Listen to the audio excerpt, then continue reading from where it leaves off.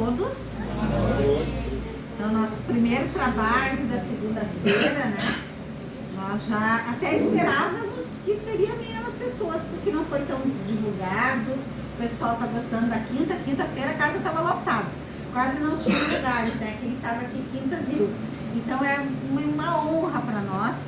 É muito bom ver que o pessoal está voltando, o pessoal está querendo absorver mais, conhecer mais, aprender mais sobre a doutrina espírita. Né? A gente recta pela primeira vez. Só as meninas são 3 pessoas. Sejam bem-vindos à nossa casa. É uma casa de muita luz e a gente deseja que vocês, com certeza, saiam daqui muito melhor do que vocês entraram. Né? Então, hoje a gente tem alguns recados para dar. Nós estamos com uma rifa lá na frente do Dia da Mulher. Essa rifa é para nos ajudar a pagar a luz da casa, né? Nós tínhamos uma pessoa que nos ajudava, que pagava as contas de luz, mas ela não está podendo mais ajudar, então ficou 2 contas meio que atrasadas. Então, para ajudar no pagamento, a gente fez uma rifa do Dia da Mulher. Quem quiser passar lá na frente ou na hora da saída, pode ser Pix também, pode pegar o Pix da Jura e depois fazer, né? É só conversar lá na frente com o pessoal, escolher um número que vai ter, além das coisas que estão lá, ainda no dia do sorteio, com certeza tem bem mais coisa, tá? A gente pede que todos desliguem o celular, coloquem no silencioso, para não atrapalhar durante a exploração, né? A gente pede que todo mundo preste atenção, porque com certeza se levar uma frase, costumamos dizer isso, né? A gente tem aquele, eu não canso de dizer toda noite que eu venho aqui na frente falar, nós temos toda noite de trabalho um banquete espiritual. O Sedonário ensinou isso para nós lá atrás e a gente leva isso para a vida. O que é um banquete, né? É aquela fartura, aquela mesa linda que enche os olhos quando a gente vê, né?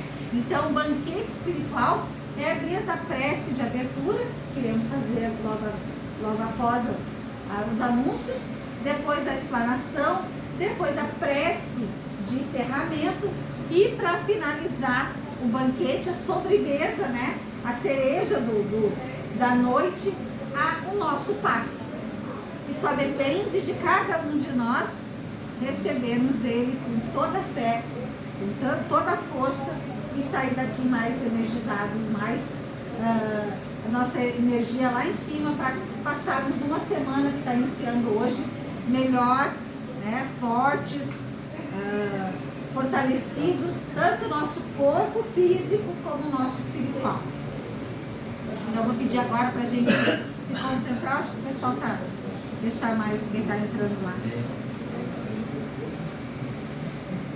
Vamos fazer a prece de abertura?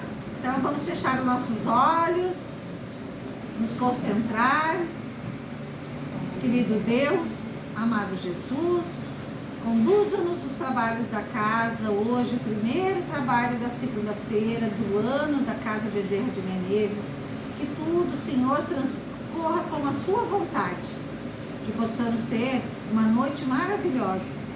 Que possamos absorver, que seja uma frase, um pedacinho do que for falado durante a explanação, que nós possamos levar isso para todos aqueles com quem a gente convive, nosso dia a dia, nossos familiares que estão em casa que não puderam vir, os nossos colegas de trabalho, aqueles que passam pela nossa vida, que a gente possa passar a eles um pouquinho que seja do que for falado nessa noite. Nós já estamos contribuindo para levar adiante essa doutrina tão maravilhosa. Que possamos, Senhor, nos concentrar e fazer jus àquilo que viemos hoje. O nosso propósito de estar aqui essa noite, que é aprender a tua doutrina, que é levar aquilo que viemos buscar, força, fé, saúde, tudo aquilo, Senhor, que cada um de nós trouxe dentro do nosso peito, trouxe o nosso pensamento, a vontade, o êxito de levar para casa, que nós possamos sair daqui com essa certeza, que teremos uma semana maravilhosa, que teremos uma semana protegida pela falange de Bezerra de Menezes e do nosso Senhor Jesus Cristo. Para fortalecer ainda mais essa prece, vamos em pé, tentar de mãos dadas rezar o Pai Nosso.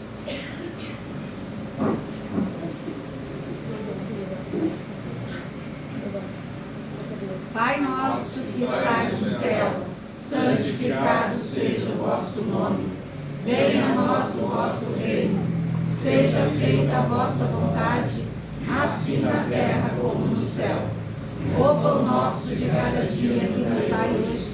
Perdoai as nossas ofensas, assim como nós perdoamos a quem nos tem ofendido. E não nos deixeis cair em tentação, mas livrai-nos do mal. Que assim seja, graças a Deus. E agora ficamos então com a explanação de São Paulo, a primeira do ano da segunda-feira.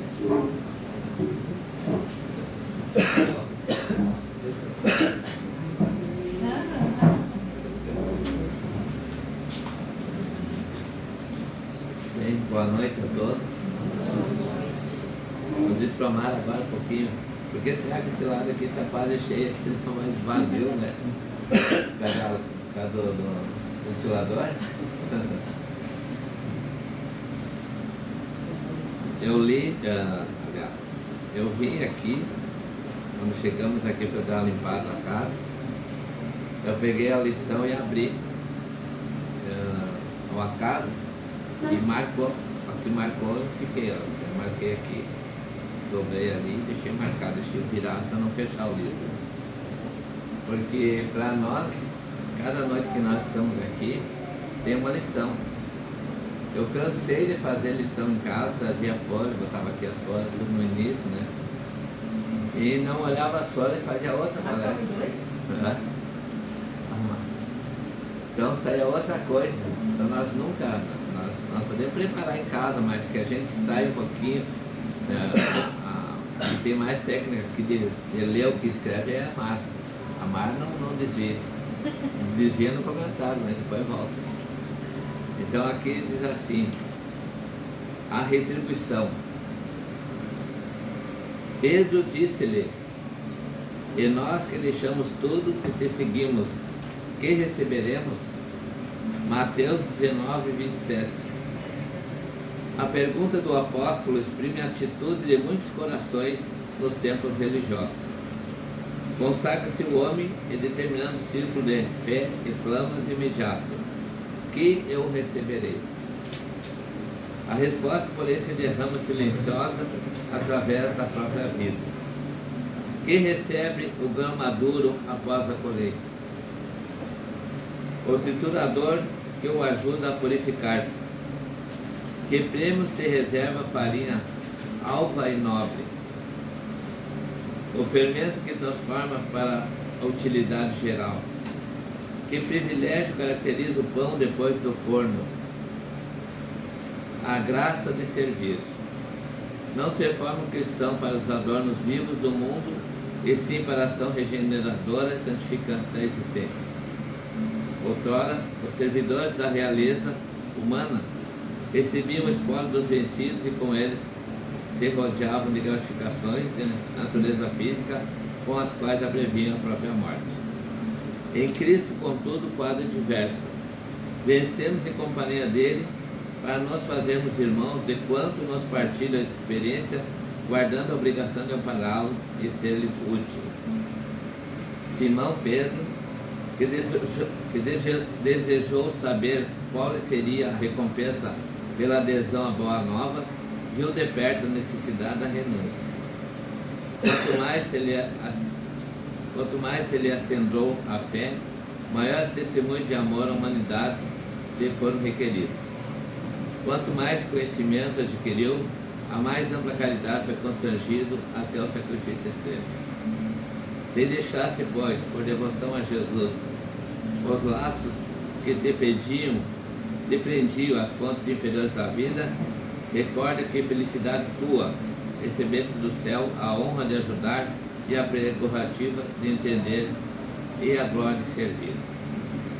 Eu pergunto assim para vocês, entenderam alguma coisa? Todo mundo vai dizer, não entendemos nada. entendemos nada. É difícil a gente fazer a leitura conforme manda o figurino.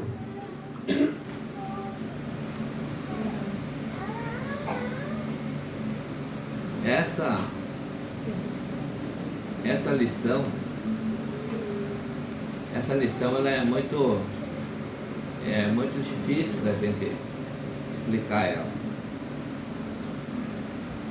Vou ler de novo para nós pegar o que Jesus disse.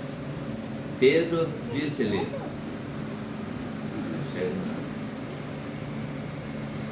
disse-lhe, e nós que deixamos tudo e te seguimos, que receberemos?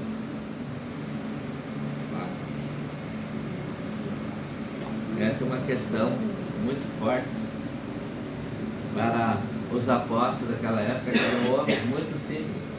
Eram homens simples, pescadores, porque naquela época o que mais existia lá nesse local era pescadores. Era mais fácil. Saía para pescar, pescava e dava para todo mundo comer e sobrava peixe ainda.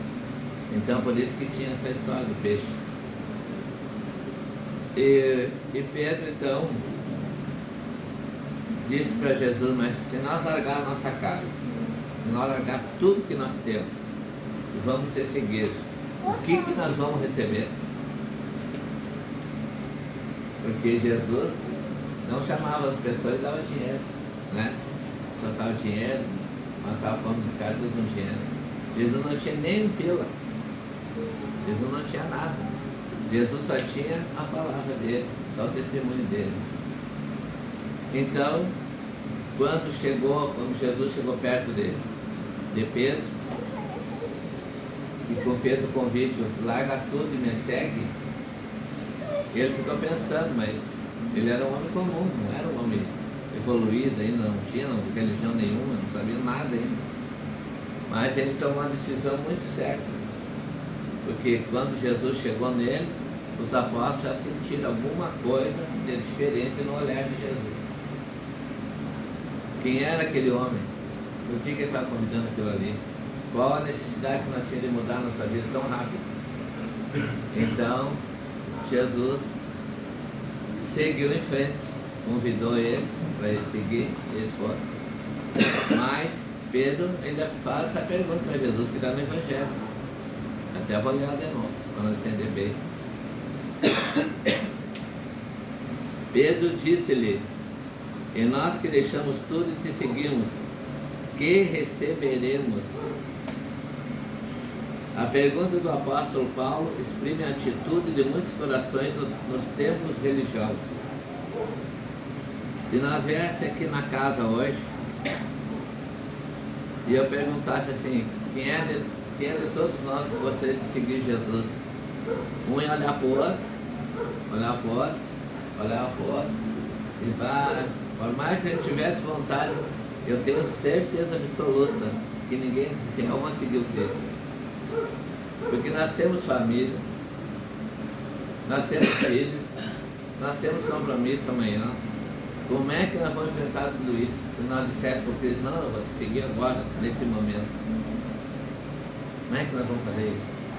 Nós até poderíamos dizer assim, não, para aí um pouquinho, eu vou ver com quem que a minha família vai ficar, com quem que meus filhos vão ficar, com quem que a minha mulher vai ficar, vou saber tudo primeiro, para depois eu te dizer, vou te seguir ou não vou. Aí eu pergunto assim, mas se fosse conosco mesmo uma situação dessa, será que Jesus ia deixar? Não, pode pensar, pode fazer tudo o que quiser, vai ajeitar a tua vida primeiro, depois tu me segue. Será que ele ia fazer isso? É difícil, né? Agora você vê nessa época dos apóstolos que Jesus fez, o apóstolo Pedro, que indagou o Cristo já tinha feito o convite. Mas ele disse, mas quem é que vai pagar nós? Ele trabalhava com peixe, vendia os peixes, fazia um dinheiro, levava a família a comer, então não faltava nada para ele. Mas e daí? Como é que ficou essa situação? Pedro Largou tudo na hora e foi atrás do mestre. Veja a diferença na nossa vida. Mesmo que não disse os apóstolos eram casados, mas na certa eles eram casados. E eles deixaram o filho, deixaram a mulher, deixaram tudo, deixaram o caso, tudo, para seguir o mestre. E não tem na história, depois de Jesus, os apóstolos, praticamente todos foram fundar igrejas pelo mundo inteiro. Uns foram matados, mataram eles, decapitaram eles. Eles não voltaram mais para a cidade deles. Não diz no evangelho nenhum se a família acompanhou eles. Não diz nada, não diz se eles voltaram, não diz nada. Então vocês imaginam que tamanho era a fé dos apóstolos, que acreditavam em Jesus, que acreditavam no que o mestre estava falando, e o mestre começou a campanha dele de evangelizar as pessoas com 30 anos e morreu com 33. Foi 3 anos só que o Cristo falou. E ficou todos os escritos de Jesus até hoje. Nós estamos discutindo, estamos aprendendo. Nós estamos aprendendo aqui 3 linhas que o apóstolo falou hoje aqui no centro. O apóstolo fez essa pergunta para Jesus, que eu vou ler de novo, para nós gravar bem. Ele perguntou, Pedro disse-lhe, e nós que deixamos tudo e te seguimos, o que receberemos? Isso foi um dos momentos que foi um momento de lucidez que o Pedro teve. O momento que ele fez a pergunta. E vocês sabem a história do Pedro? Que São Pedro é o que tem a chave do céu. Hoje, de todos os apóstolos de Cristo, o mais importante foi Pedro. E Pedro ainda, quando prenderam Jesus, ele foi lá, bem pertinho de Jesus, e toda a guarda, estava ali, toda a guarda que prenderam Jesus, perguntaram, tu é amigo dele? E antes da meia-noite, Pedro negou Jesus 3 vezes. Diz, não sou conhecido dele. Não sou conhecido dele, para não ir preso junto e não morrer junto com Jesus. E daí, depois vem toda a história de Pedro. Depois Pedro ficou com a igreja, porque Jesus morreu. Pedro ficou com a igreja, Pedro deu continuação. Depois, quando Jesus foi crucificado, que Pedro se reuniu com a mãe de Jesus, a mãe de Jesus acompanhou Jesus, acompanhou tudo, ela acompanhou tudo que aconteceu com Cristo. Aí, então eles começaram a falar em Jesus e atender os pobres, atender os doentes, todos os cristãos, numa caverna. Uma caverna retirada da cidade. As pessoas que chegavam lá, eles tinham uma mesa assim com uma parte de areia em cima. A pessoa chegava lá e tinha que fazer o desenho de um peixe. Se desenhava o peixe, podia entrar, que era o símbolo dos apóstolos, era o símbolo de Jesus. Se eles desenhassem um peixe, eles podiam entrar. Se não soubesse desenhar nada, sair não podia entrar.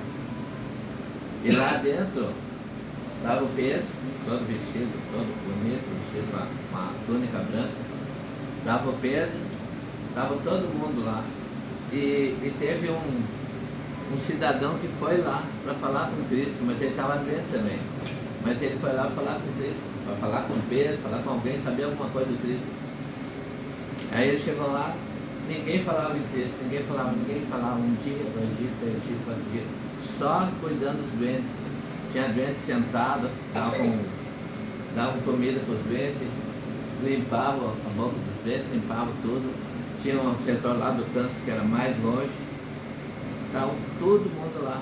Tem um horror de gente lá. E daí, o apóstolo Paulo chegou lá, já estava dias lá, queria falar sobre o Cristo, porque o apóstolo Paulo não conheceu o Cristo. Aí ele foi lá, o senhor é o chefe aqui, presidente.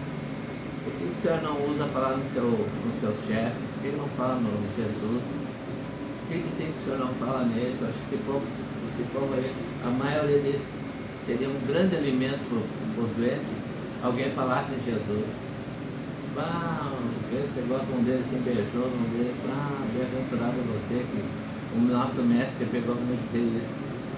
Daí o Pedro chegou E você foi assim, bem no meio de toda aquela caverna, né? E todo mundo estava dando comida para os doentes, outro ajeitando uma coisa, fazendo outra. E daí o Pedro começou a falar em Jesus, falando no Mestre Jesus, mestre isso, mestre aquilo. E todo o povo parou de comer, aquelas pessoas que estavam fazendo comida e dando na boca dos doentes, tiraram, estavam lá. Ficou todo mundo se alimentando do que Pedro falava sobre Jesus.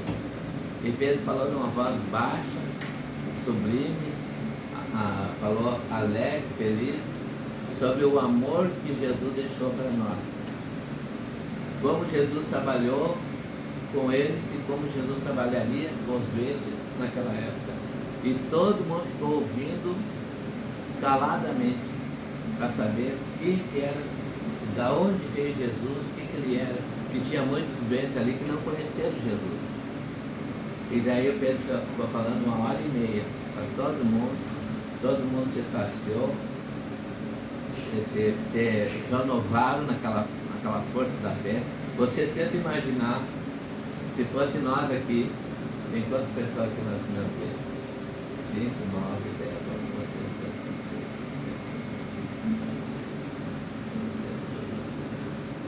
tem 35 pessoas aqui, 36. Se eu falasse no Mestre Jesus para todos, e como é que a parte espiritual viria para nós? E quem não era vidente não enxergaria nada. Quem não é vidente é coisa normal.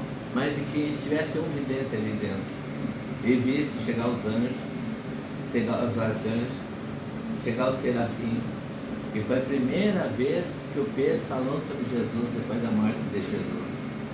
Pedro tinha um sentimento que ele não podia falar em Jesus, porque falar no Mestre podia dar cadeia, podia dar morte ali.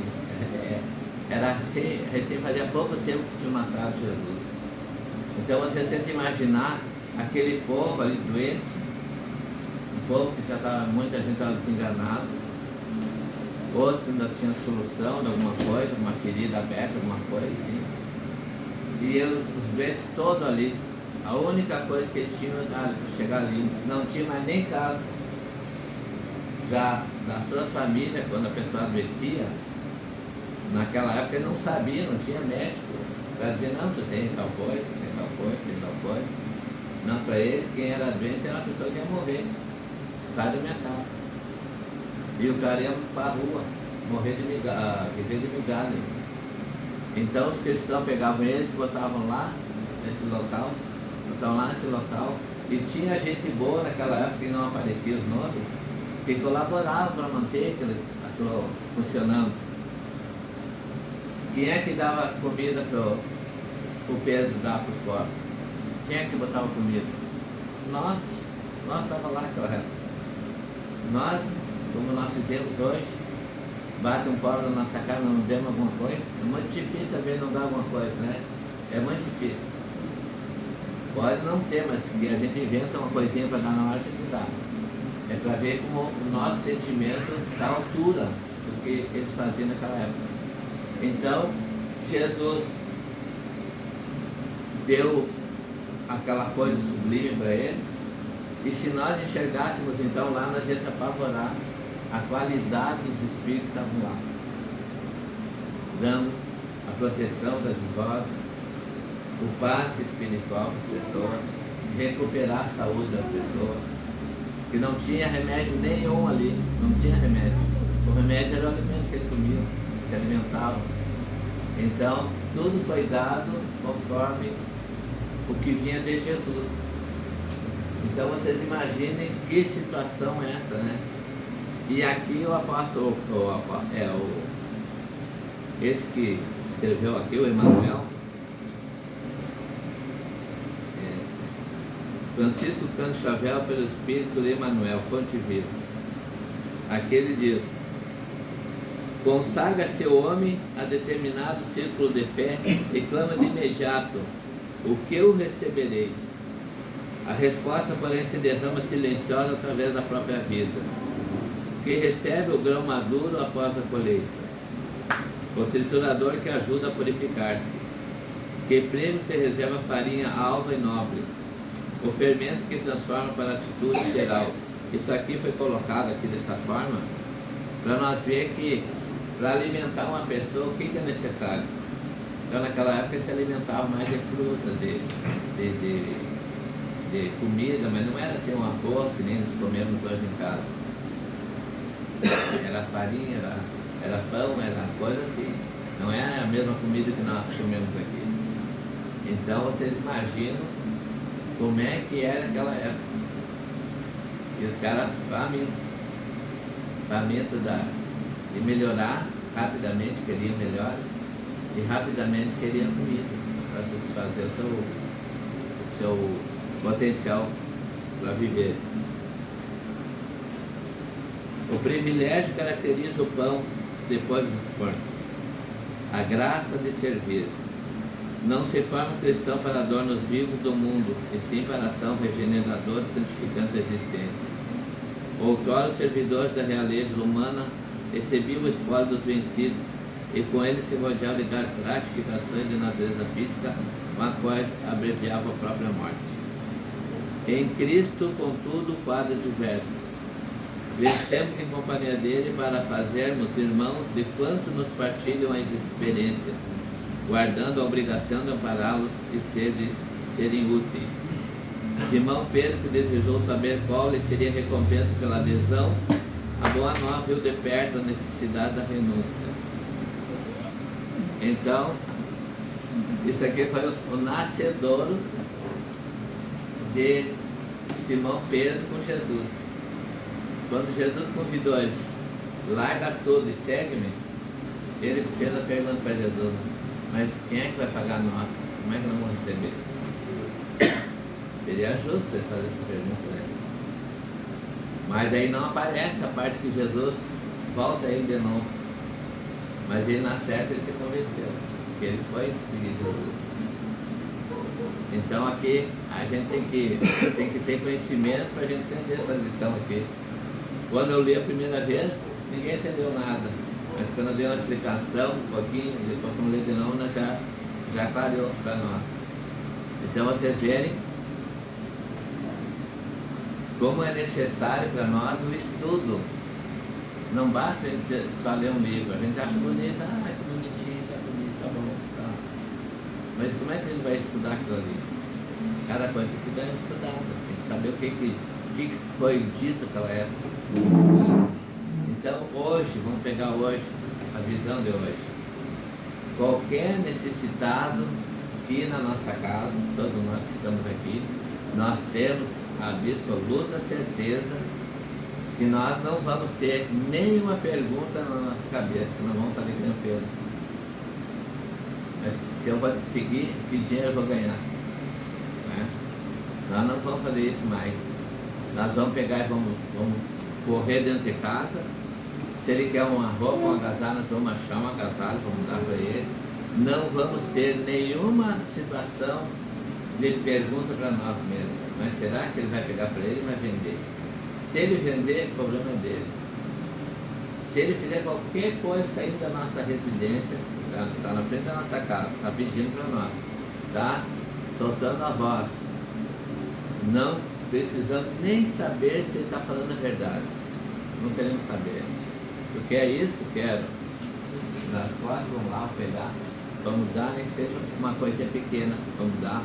Tudo isso é o que eu tenho. Obrigado, Deus te abençoe, vai com Deus. E pronto. Não tem aquela história de nós ficar pensando, mas será que esse cara vai tomar cachaça? Vai vender esse casaco que eu dei para ele? Vai vender essas coisas que eu dei para ele? Vai vender essa coisa? Não. Se nós fizermos essa pergunta, tudo que nós tiver de ação boa naquele dia vai para água abaixo. Naquele dia a gente não pode fazer nenhum questionamento. Nós temos que dar e ficar feliz que nós temos. Porque nós, perante Deus, nós cumprimos o que foi confiado para nós. O que nós ganhamos de Deus, nós estamos dando também. Então é assim que nós devemos fazer. Se o cara sair dali na outra esquina, ligar para alguém, falar alguma coisa, vender, fazer qualquer coisa, botar fora, não comer o pouco que nós demos, qualquer coisinha aí, o problema é dele com a espiritualidade. A nossa Nós temos, você passou no teste, né? Mas ele rodou no teste.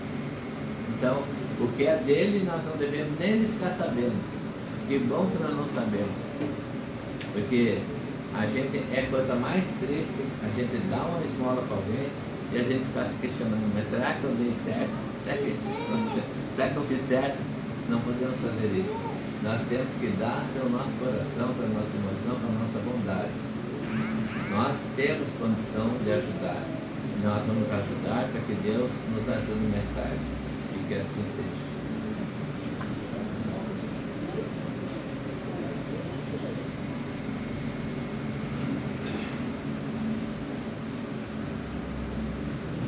Então vamos orar nesse momento, nesta hora bendita, sagrada, nesta hora que nós estamos aqui na Casa Espírita e com o fino propósito de nos redimir com a vida, com Deus, com Jesus, com o Dr. Bezerra, com todas as entidades de amor do espaço, e falar com eles o quanto nós estamos felizes, porque nesta segunda-feira, primeiro dia útil do mês de março, nós estamos na Casa Espírita à noite, para o nosso culto da nossa alma, para nós rendermos graças e louvores ao Senhor da vida, que é Deus, que é Jesus, que é o Dr. Bezerra, que eles nos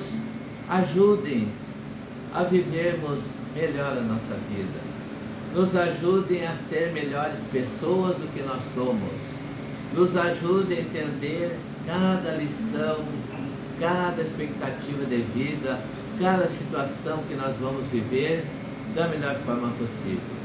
Nós entendendo que o mundo espiritual está conosco, está nos assistindo, está nos doando as situações mais adversas. É como se nós estivéssemos doentes, tristes, cabisbaixo, mas nós tivéssemos cuidados do povo de Jesus, aos cuidados de Deus, aos cuidados dos mentores, aos cuidados dos espíritos luminares que são bondosos para nós. E se nós estamos aos cuidados deles, nada nos faltará. Tudo será nos dado de acordo com a nossa vontade, de acordo com nossos anseios, de acordo com tudo que nós temos de bom. Deus, nosso Pai, Jesus, nosso Mestre, abençoe e proteja a todas as pessoas que estão doentes neste momento, cujo as roupas deles, cujo a água que eles vão beber, trouxeram na casa, colocaram lá na porta, na entrada da casa, e a ajuda está lá abençoando a cada pessoa que trouxe a sua água, a roupa de um doente, ou qualquer coisa de alguém que precise mais do que nós. Que seja feita a sua vontade, que seja feito o seu amor, a sua caridade, que nós aqui na casa, nós possamos fazer os passes para as pessoas que estão tremendamente necessitadas, as pessoas que no dia de hoje precisam trocar as suas energias espirituais, trazendo as energias malsãs e trocando por energias boas, por energias de amor, de paz, de saúde, de felicidade, de tranquilidade. Que os nossos mentores de luz que estão junto conosco a cada noite de trabalho possam nos dar tudo que nós viemos buscar, com intensidade, com amor e com carinho. Que assim seja, graças a Deus.